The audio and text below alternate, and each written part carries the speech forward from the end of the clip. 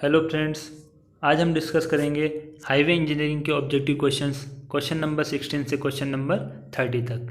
Question number 16 है, if the stopping distance is 60 meters then the minimum stopping sight distance for two lane two way traffic is.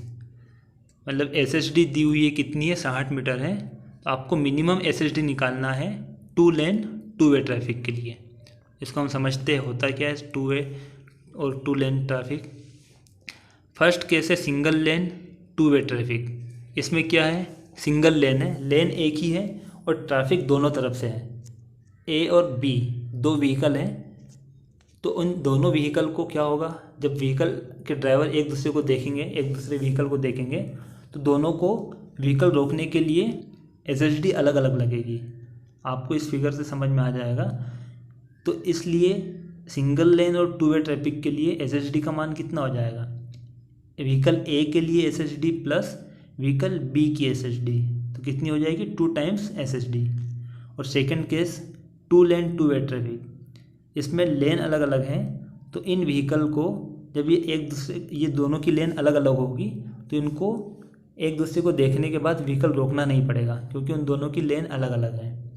Okay, तो इसलिए to lane two way traffic के लिए SSD का मान कितना होगा, SSD के बराबर। यहाँ पर लिखा हुआ है for two lane two way traffic minimum SSD is equal to SSD. For one lane two way traffic उसके लिए क्या होगा, 2 इंटू एसएसडी। क्वेश्चन नंबर 16 का answer B 60 meter. Two lane two way traffic है तो 60 मीटर आएगा। Next question है question number 17, the effect of grade on safe overtaking sight distance. Grade का क्या इफेक्ट होगा ओवरटेकिंग साइड डिस्टेंस में। Overtaking sight distance का मतलब होता है कि जो स्लो मूविंग व्हीकल है, जो स्लो चल रहा है व्हीकल, उसको फास्ट मूविंग व्हीकल ओवरटेक कर रहा है, तो ओवरटेक करने में कितनी डिस्टेंस लगेगी उसको, और ग्रेडिंग उसको कैसे अफेक्ट करेगी। ग्रेडिंग का मतलब है डिसेंडिंग ग्रेडियंट और असेंडिंग ग्रेडियंट। डिसेंडिंग का मतलब होता है डाउनवर्ड, जब आप किसी पहाड़ से नीचे उतरते हो, मतलब ढलान है, ढलान को हम क्या कहेंगे, डिसेंडिंग ग्रेडियंट। और असेंडिंग ग्रेडियंट का मतलब होगा चढ़ाव, जो चढ़ाव होगा रोड का वो कहलाएगा असेंडिंग या अप ग्रेडियंट। तो इन दोनों केस में डिसेंडिंग ग्रेडियंट हो या असेंडिंग, इन दोनों केस में ओएसडी का मान बढ़ जाएगा। किससे ज़्यादा होगा वो, लेवल सरफेस में। मतलब अगर रोड लेवल है, प्लेन है, उसमें ओएसडी जितनी लगेगी उससे असेंडिंग या डिसेंडिंग ग्रेडियंट में ओएसडी का मान ज़्यादा होगा। ओके, तो क्वेश्चन नंबर 17 का आंसर क्या होगा, C. OSD always increase either descending gradient और असेंडिंग ग्रेडियंट। क्वेश्चन नंबर 17 का आंसर क्या होगा, सी। नेक्स्ट क्वेश्चन है question number 18, the ruling design speed on a national highway in plain terrain as per IRC recommendation. IRC Indian road congress, इसके अनुसार plane terrain के लिए national highway हैं, उसके लिए डिज़ाइन स्पीड कितनी होगी, रूलिंग डिज़ाइन स्पीड। तो इसके लिए हमारे पास एक टेबल है, इस टेबल से हम देखेंगे नेशनल हाईवे। इस टेबल में आपको देखना है सीरियल नंबर 1, इसमें नेशनल हाईवे और स्टेट हाईवे, और रोड कौन सा दिया हुआ है, रोड हमारा टेरेन कौन सा है, प्लेन। तो प्लेन टेरेन के लिए रूलिंग स्पीड कितनी होगी, 100।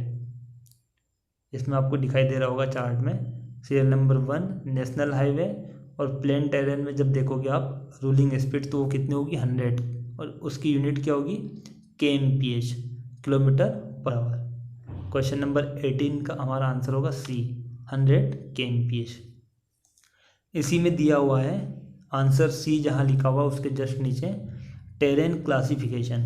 इसमें हमने टेरेन को क्लासीफाई भी किया है कि प्लेन टेरेन का मतलब क्या होता है कि क्रॉस स्लोप उसमें कितना है, क्रॉस स्लोप है 0 से 10%, मतलब प्लेन रोड है वो, उसमें उतार चढ़ाव ज़्यादा नहीं है, वो क्या है, प्लेन है।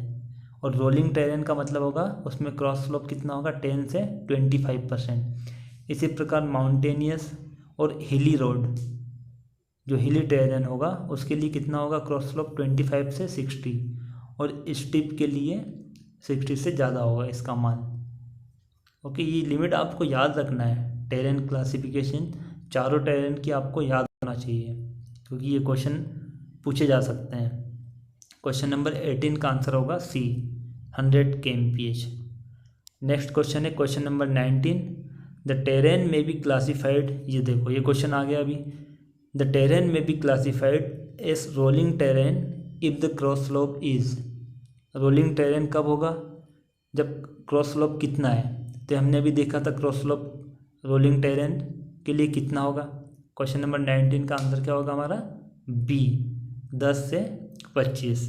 और 10 से कम है तो प्लेन टेरेन होगा, ये भी हमने पढ़ा था। 10 से यदि कम है क्रॉस स्लोप का मान तो वो हमारा कौन सा होगा? Plane terrain. 10 से 25 के बीच है तो रोलिंग टेरेन होगा। 25 से 60 है तो हिली या माउंटेनियस टेरेन। और more than 60% steep terrain. Okay, 19 का आंसर बी। नेक्स्ट क्वेश्चन है question number 20, if B is the wheel track of a vehicle and H is the height of the centre of gravity above road surface, then the avoid overturning and lateral skidding on horizontal curve, the centrifugal ratio should always be। मतलब इसमें क्या कहा पूछा गया है कि horizontal curve है, horizontal curve जहाँ वहाँ पर व्हीकल का सेंट्रीफ्यूगल रेशियो क्या होगा वो पूछा गया है। तो हम इसको इस डायग्राम से समझेंगे। इसमें एक व्हीकल बना हुआ है, उसके दो टायर हैं ए और बी, दिख रहे होंगे आपको, टायर ए और बी। सेंटर से सरफेस से सेंटर कितनी दूर है? एच हाइट पे है। और बाहर की ओर एक फोर्स लग रहा है, सेंट्रीफ्यूगल फोर्स पी, वो कितना है? mv² divided by R. Vehicle का वेट कहाँ लगेगा? डाउनवर्ड डायरेक्शन में, और उसका मान कितना होगा? mg के बराबर, w = mg। टायर ए पे रिएक्शन लगेगी आर ए, अपवर्ड डायरेक्शन में। टायर बी पर रिएक्शन लगेगी आर बी, कहाँ लगेगी? वो भी अपवर्ड डायरेक्शन में। ठीक है, तो ये आप इसमें देख सकते हो जो फोर्सेस मैंने दिखाए हैं इस व्हीकल में। अब आपको दो कंडीशन पूछी गई है, ओवरटर्निंग और स्किडिंग।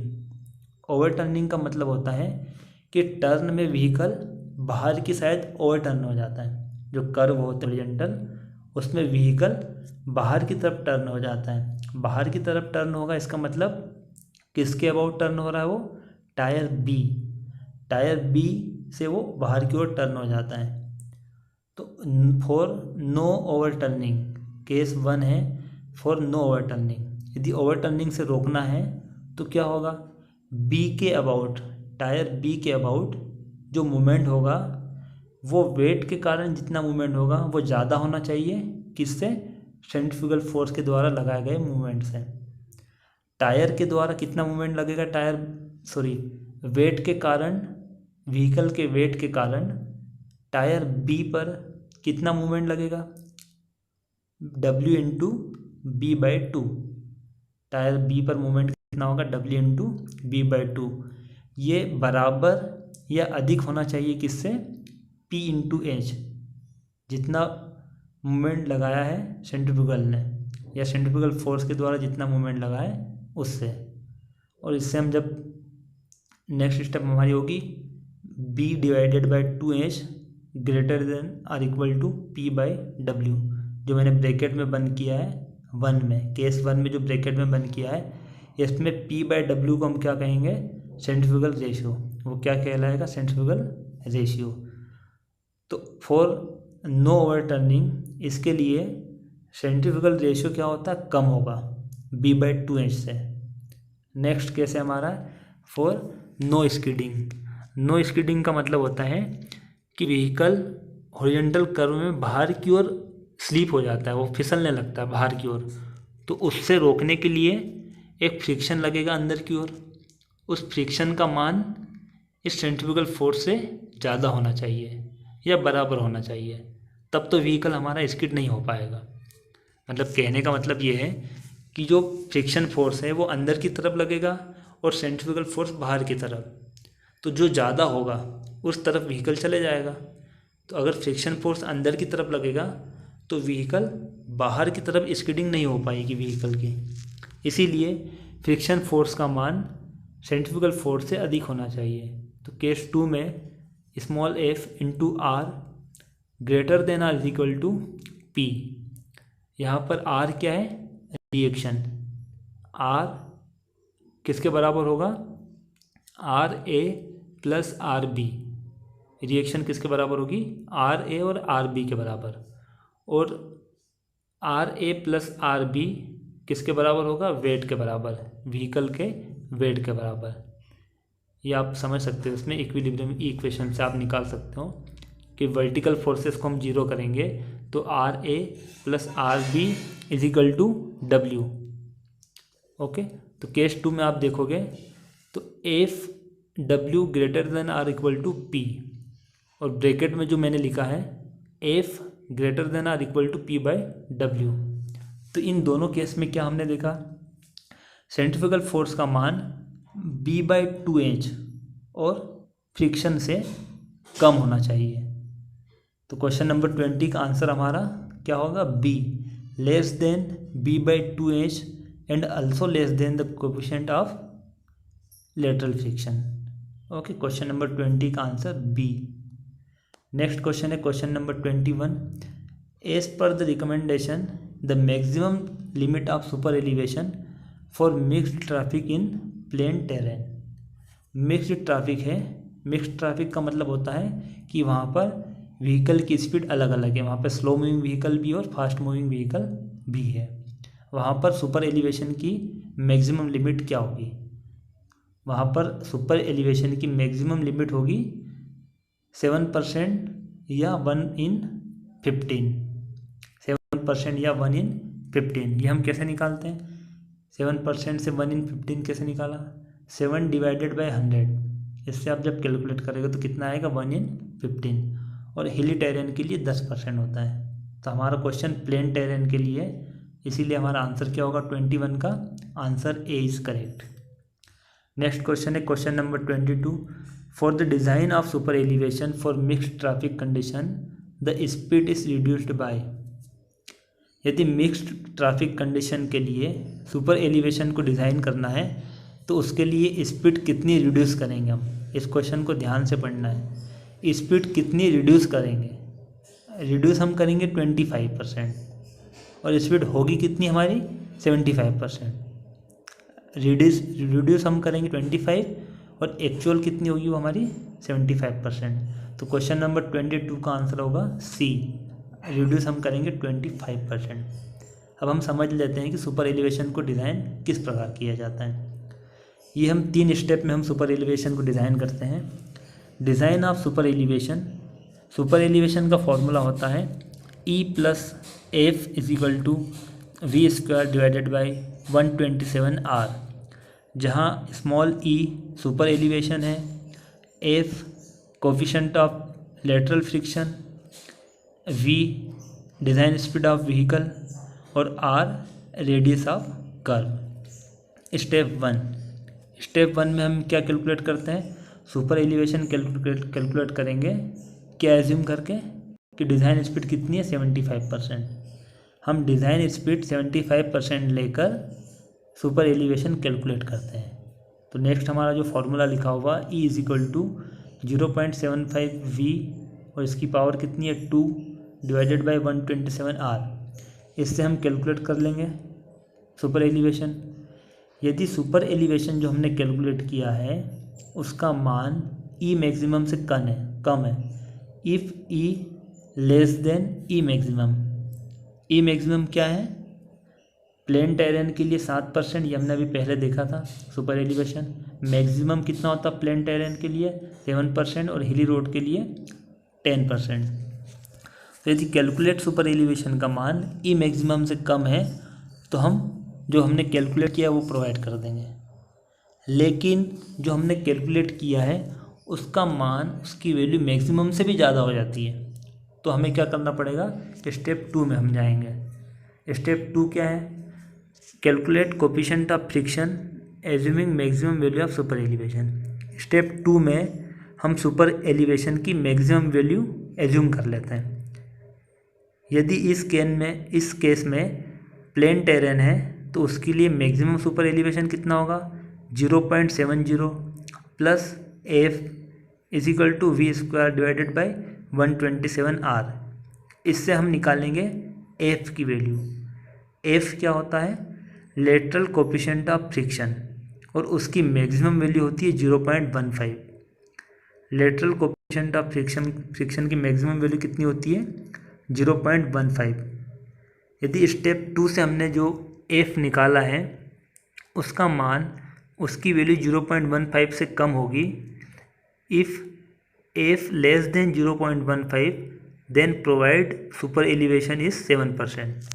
यदि लेटरल फ्रिक्शन का मान 0.15 से कम होगा तो हम कौन सा सुपर एलिवेशन प्रोवाइड कर देंगे मैक्सिमम कितना था 7%। और ऐसा नहीं होता है, यदि फ्रिक्शन का मान 0.15 से कम नहीं आता है तो हम क्या करेंगे स्टेप 3 में जाएंगे।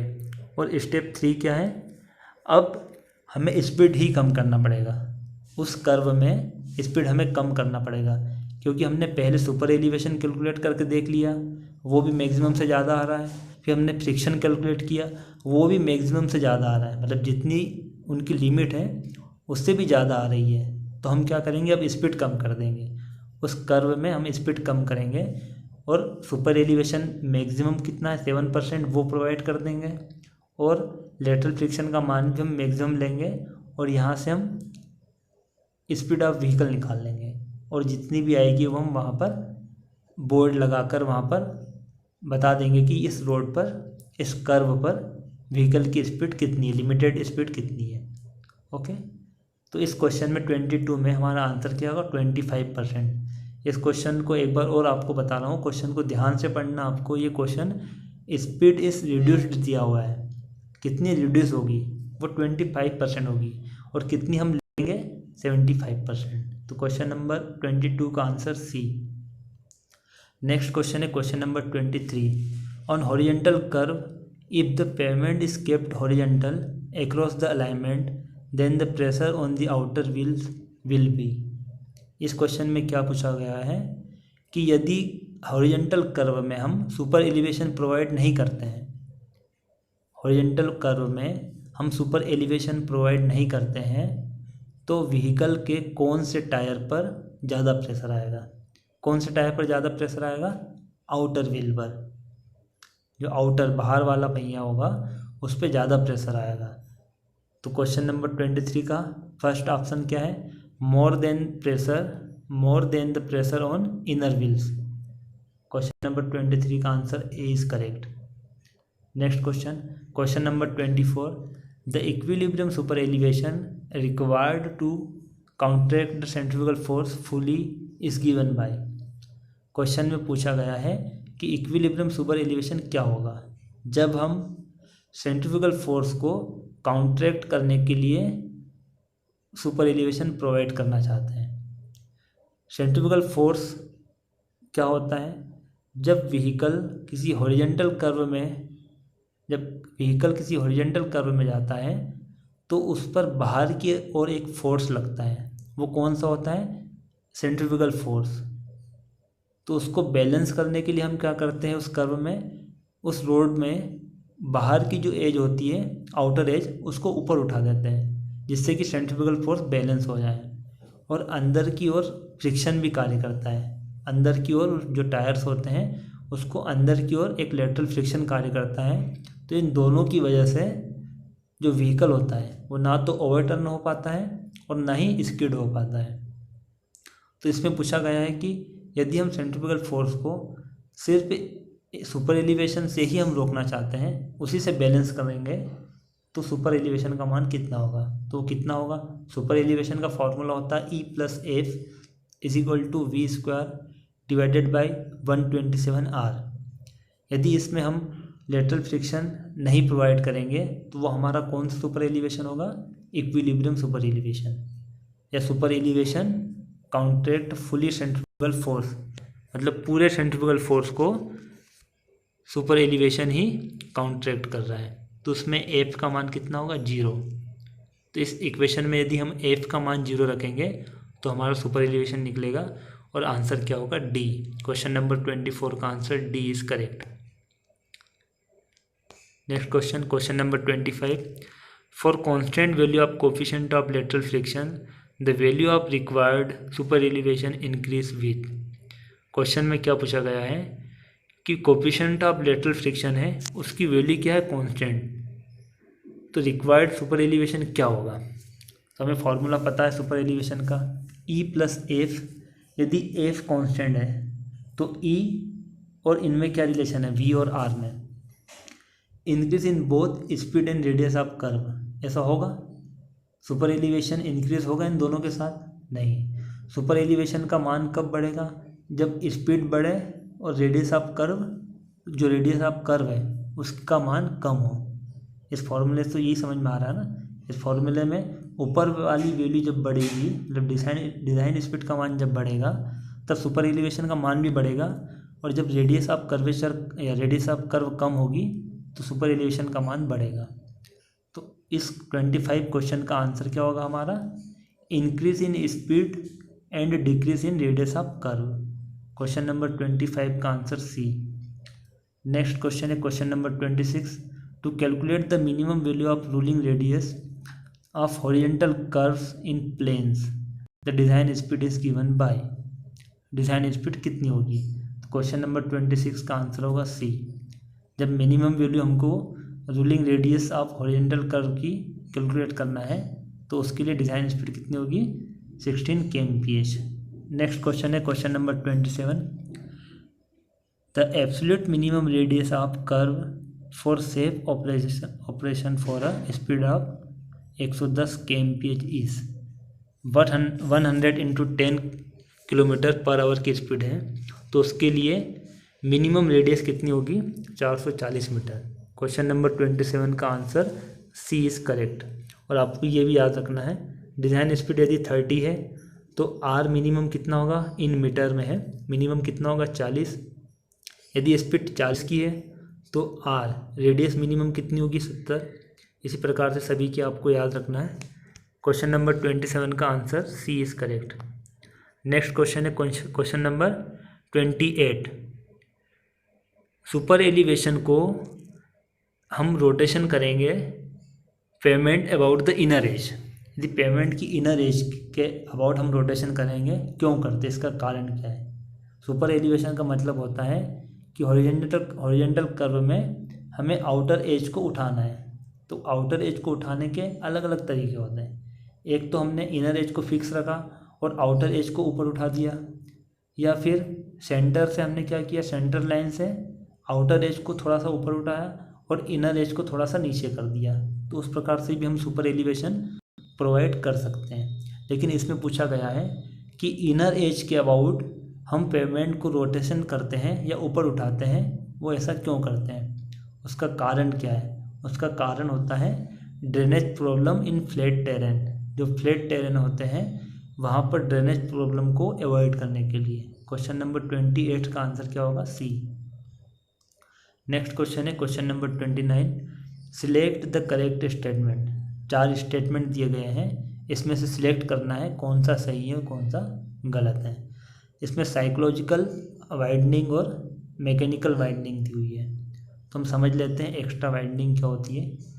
एक्स्ट्रा वाइडनिंग का मतलब होता है when a vehicle takes a turn on a horizontal curve. जब व्हीकल किसी हॉरिजॉन्टल कर्व में टर्न लेता है तो उस व्हीकल के आगे वाले जो टायर्स होते हैं वो पीछे वाले टायर्स के रास्ते को फॉलो नहीं करते हैं। मतलब आगे वाले टायर्स और पीछे वाले टायर्स वो दोनों के रास्ते अलग अलग होते हैं, उनके पाथ अलग अलग होंगे।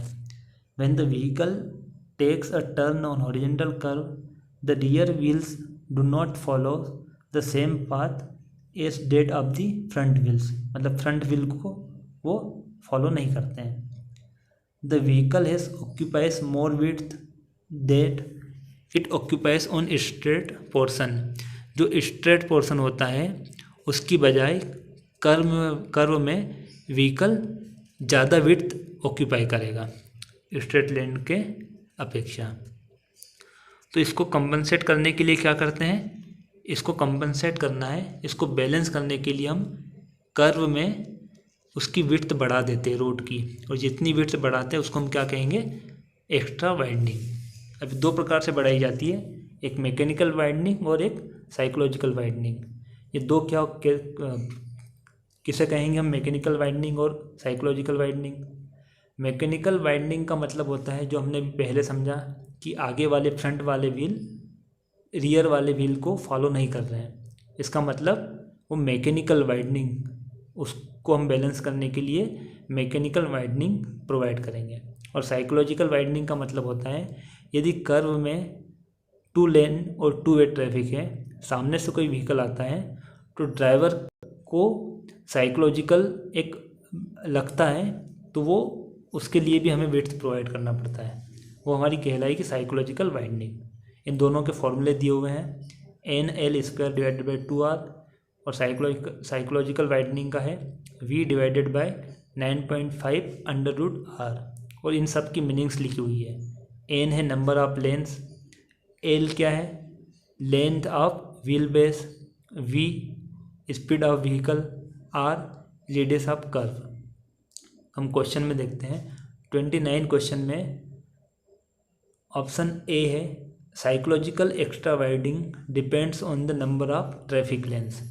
Psychological widening number of lane पे डिपेंड करती है, फॉर्मूले में आपको दिखाई देगा V डिवाइड बाई 9.5 √R। इस फॉर्मूले से हम देखेंगे तो साइकोलॉजिकल वाइडनिंग N पर डिपेंड नहीं है, तो ऑप्शन ए हमारा गलत हो जाएगा, ऑप्शन ए गलत है। Option B, mechanical extra widening depends on the speed of vehicle. Mechanical का फॉर्मूला आप देख लो, मैकेनिकल में कहीं भी स्पीड दी हुई है नहीं है, इसका मतलब ऑप्शन बी भी गलत होगा हमारा। Option C, psychological extra widenings depends on the length of wheel base. Psychological widening में व्हील बेस भी नहीं है, मतलब एल नहीं है साइकोलॉजिकल वाइडनिंग में, इसलिए ऑप्शन सी भी गलत होगा, और ऑप्शन डी हमारा करेक्ट होगा। Psychological extra widening depends on the speed of vehicle. Psychological widening में स्पीड है, वी है वहाँ पर, इसीलिए साइकोलॉजिकल वाइडनिंग क्या होगी, डिपेंड होगी किस पर, स्पीड ऑफ व्हीकल पर। तो क्वेश्चन नंबर 29 का कौन सा स्टेटमेंट हमारा करेक्ट होगा, डी। ओके, लास्ट क्वेश्चन है question number 30। In case of hill roads the extra widening is generally provided. Extra widening कहाँ प्रोवाइड करते हैं हम, कौन से रोड पर, हिल रोड्स पर। हिल रोड्स पे हम inner side of the curve, हम inner side of the curve, जो अंदर वाली जो साइड होगी वहाँ पर प्रोवाइड करते हैं, और वो इसलिए करते हैं ड्रेनेज प्रॉब्लम के लिए, क्योंकि उसमें ड्रेनेज भी हम इनर साइड में ही प्रोवाइड करते हैं, इनर साइड में हम ड्रेनेज सिस्टम बनाते हैं, इसीलिए रोड का जो पानी है वो भी इनर साइड में ही आ जाए, इसलिए हम इनर साइड में एक्स्ट्रा वाइडनिंग प्रोवाइड करते हैं। क्वेश्चन नंबर 30 का आंसर क्या होगा, B. B is correct. Thank you.